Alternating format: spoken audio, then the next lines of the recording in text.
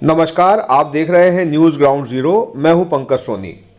भाजपा से निष्कासित ओबीसी नेता प्रीतम सिंह लोधी का बड़ा बयान सामने आया है।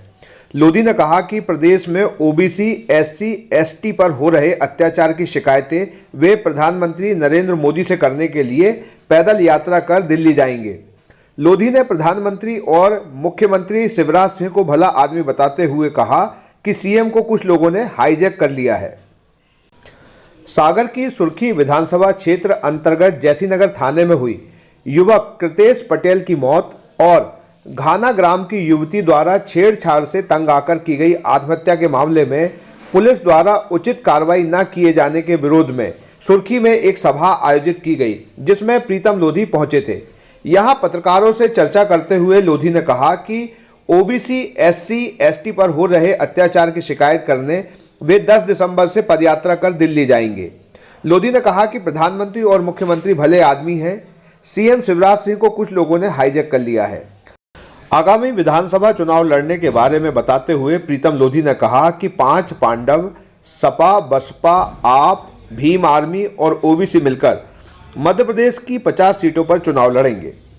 सुर्खी विधानसभा के जैसीनगर थाने में हुई युवक कृतेश पटेल की मौत और घाना गांव में प्रताड़ना से तंग आकर आत्महत्या करने वाली युवती के मामले में पुलिस प्रशासन पर लापरवाही का आरोप लगाते हुए लोधी ने कहा कि इन मामलों में न्याय नहीं हुआ है और इनको न्याय दिलाने तक हमारी लड़ाई जारी रहेगी। कार्यक्रम को संबोधित करते हुए युवक कांग्रेस के विधानसभा अध्यक्ष राहुल गर्ग ने कहा कि अपराधी की कोई जाति नहीं होती, हर समाज को अपराधी का बहिष्कार करना चाहिए और उसे फांसी पर चढ़ाने की मांग करनी चाहिए। मैं प्रीतम लोधी भाजपा से दो बार निष्कासित। आपने जो क्वेश्चन किया है, अच्छा क्वेश्चन किया है। इसमें मुझे आपका भी साथ जरूरी है, आप लोग भी साथ दो। मैं इस दोनों केसों को मैं जल्द से जल्द प्रधानमंत्री महोदय के समक्ष रखने वाला हूं मैं, और वो भी यहाँ से पैदल जाऊंगा और मेरे साथ पूरी जनता जाएगी। पैदल पदयात्रा करेंगे हम, पदयात्रा के जरिए मैं रखूंगा। मुझे प्रधानमंत्री पर भरोसा है, जैसे देश को भरोसा है। हमारा प्रधानमंत्री बहुत अच्छा काम कर रहे हैं और प्रधानमंत्री भरोसा है कि इन दोनों केसों को वो संज्ञान में लेंगे और इन दोनों को वो न्याय दिलवा देंगे। हमारे मुख्यमंत्री महोदय जी से भी मेरी बात हुई है। हमारे मुख्यमंत्री महोदय भी बहुत अच्छे व्यक्ति हैं, और लेकिन हमारे मुख्यमंत्री को कुछ लोगों ने हाईजैक कर लिया है, वो उनको काम नहीं करने दे रहे हैं। मैं इसीलिए यहाँ जगह जगह जो लोगों के पास जा रहा हूँ मैं, कि जिन लोगों को न्याय मिले और इनके साथ अन्याय न हो। ओबीसी, एसटी के पास बहुत अन्याय हो रहा है। इसकी लड़ाई मैं अंजाम तक पहुँचाऊँगा। जब तक इनकी लड़ाई को न्याय नहीं दिलवा दूंगा तब तक मैं चैन से नहीं बैठूंगा। और मैंने घर छोड़ दिया है बिल्कुल पूरी तरह से, और पूरी तरह से मैं इन लोगों के साथ में। भाई साहब, ओबीसी महासभा अगला विधानसभा चुनाव लड़ेगी क्या? ओबीसी अकेली नहीं लड़ेगी, इसमें हमने 5 पांडव बनाए हैं। सपा, बसपा, भीम पार्टी और आप पार्टी और ओबीसी, ये 5 पांडव मिलकर एक गठबंधन बनाएंगे और हम ज्यादा सीटों पर नहीं लड़ेंगे चुनाव, हम केवल लेंगे 50 सीटों पर। 50 सीटों पर हम केवल क्योंकि कांग्रेस और बीजेपी बहुत बड़ी पार्टी बन गई है, बहुत पैसे वाली पार्टी बन गई है। अगर इनसे लड़ना है तो केवल सीटों पर लड़ाएंगे।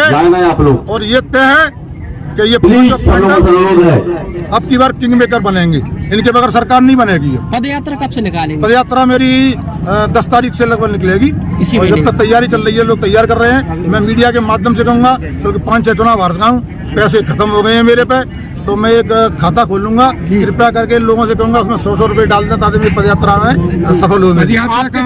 उम्मीदवार होंगे इस पार्टी से? मैं लोग जनता कहेगी तो चुनाव लड़ूंगा, हो सकता है मैं चुनाव न लड़ूं। भाई साहब, आपकी पदयात्रा कहाँ से शुरू होगी, कहाँ तक जाएगी? पिछोर से शुरू होगी, क्योंकि पिछोर में बहुत अन्याय हुआ है। कांग्रेस बीजेपी दोनों मंत्रियों ने अन्याय किया है वहाँ पे, और पिछोर से शुरू करूंगा, क्योंकि पिछोर को बहुत दबाया है इन लोगों ने। वहाँ का कार्यकर्ता को मसल के रख लिया, वहाँ के लोगों को मसल के रख लिया। पूरे देश की आवाज बनाना चाहता हूं दोस्तों, कि आगे ऐसी हमारी बच्चियों पर अन्याय अत्याचार न हो। क्योंकि हमारे मुख्यमंत्री महोदय कहते हैं कि अगर किसी बच्ची के साथ होगा तो हम उस पर तुरंत से तुरंत उसकी कार्रवाई करेंगे और उसकी फांसी की सजा दिलवाएंगे। लेकिन ऐसा मैंने देखा है जो अगर ओबीसी और एससी और एसटी की बच्चियों के साथ जो होता है उसमें प्रशासन और पार्टियां मौन रहती हैं। अगर और किसी की बच्ची के साथ हो जाए तो हंगामा हो जाता है दोस्तों। इसलिए मैंने कहा है कि भाई इन गरीबों की बच्चियों का लोग हमदर्द बने और इनको न्याय दिलवाएं। जैसे ही एक अपने प्रदेश कुशवा थाना जैसी नगर पुलिस की कस्टडी में उसकी हत्या हुई थी दोस्तों। पुलिस की कस्टडी में हत्या होना एक बहुत बड़ी बात होती है और ऐसे व्यक्ति की हत्या हो गई और यहाँ पर पुलिस प्रशासन मौन बैठा हुआ है। ऐसे लोगों के साथ हमें अत्याचार सहन नहीं करना चाहिए। मैंने एक बात कही थी, हम आरक्षण मांग रहे हैं 27%, ये फिर आरक्षण आपसे मांगने आएंगे दोस्तों, आपके चरणों में गिरेंगे कि हमें आरक्षण दीजिए दोस्तों। या ये दिन देखने के लिए आप तैयार हो? बताइए आप ये दिन देखना चाहते हो कि आपसे ये आगे मांगे? आज हम मांग रहे हैं भी, ये आपसे मांगेंगे।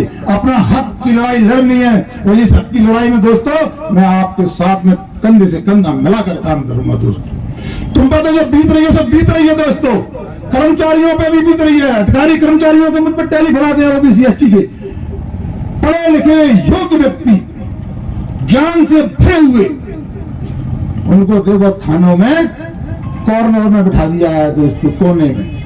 और जो अनपढ़ है, जो जानते नहीं है, वो मलाइयां खा रहे हैं दोस्तों।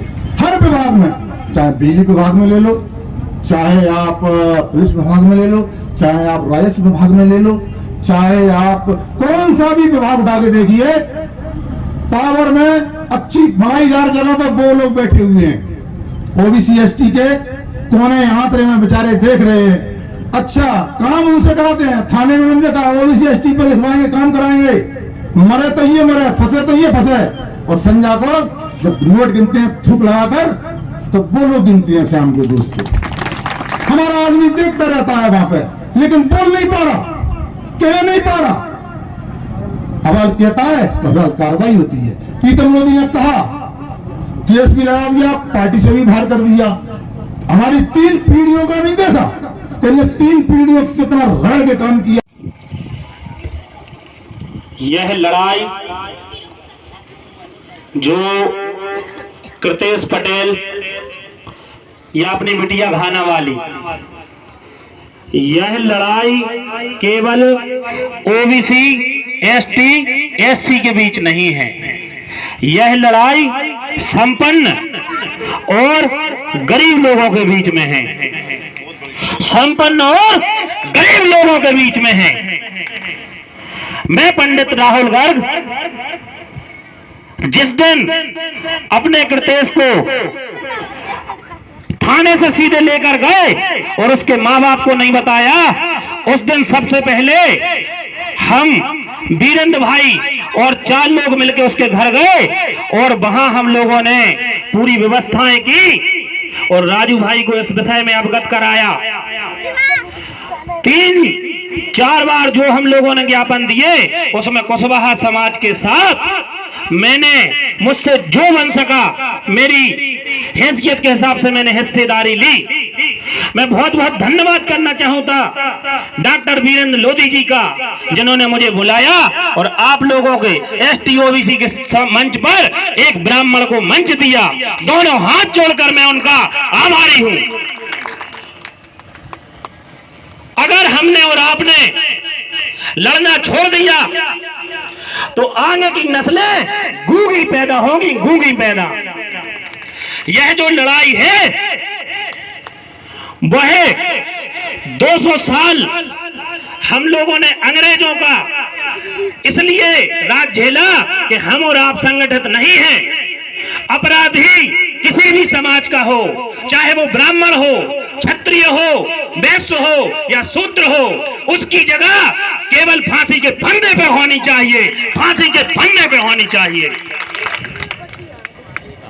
हम आप सब मिलकर बुद्धि, विवेक, बल और कौशल से यह दिखा देंगे कि अभी पूर्विया बूढ़े नहीं हुए मध्य प्रदेश के। अभी आया था चंबल का शेर क्या गलत बोल के गया?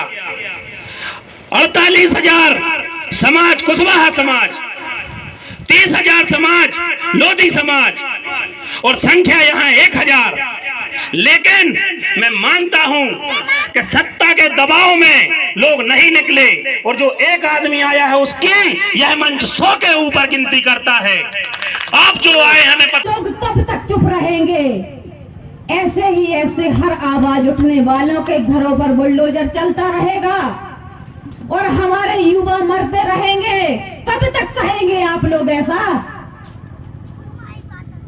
40,000 कुशवाहा है यहाँ, 30,000 लोधी है, 70,000 की आबादी में दो घटनाएं घटती है, लेकिन यह किसी के कान में जू तक नहीं रह रहा। क्यों? इतने लालची कैसे हो सकते हैं आप सब? इतने स्वार्थी कैसे हो सकते हैं कि अपनी ही बहू बेटियों की आबरू लुटवाने को तैयार हैं? इतना भी स्वार्थ अच्छा नहीं है। इन नेताओं की चाल को समझिए। आपके युवाओं को 2-2 कौड़ी के पद देकर पीछे घुमाते हैं। क्या आप महंगी दवाओं के खर्चे से परेशान हैं? अब इस चिंता से मुक्त हो जाइए। दवाओं के खर्चे में कीजिए 90% तक की बचत। दवा इंडिया जेनेरिक फार्मेसी के साथ उच्च गुणवत्ता और कम कीमत दोनों एक साथ।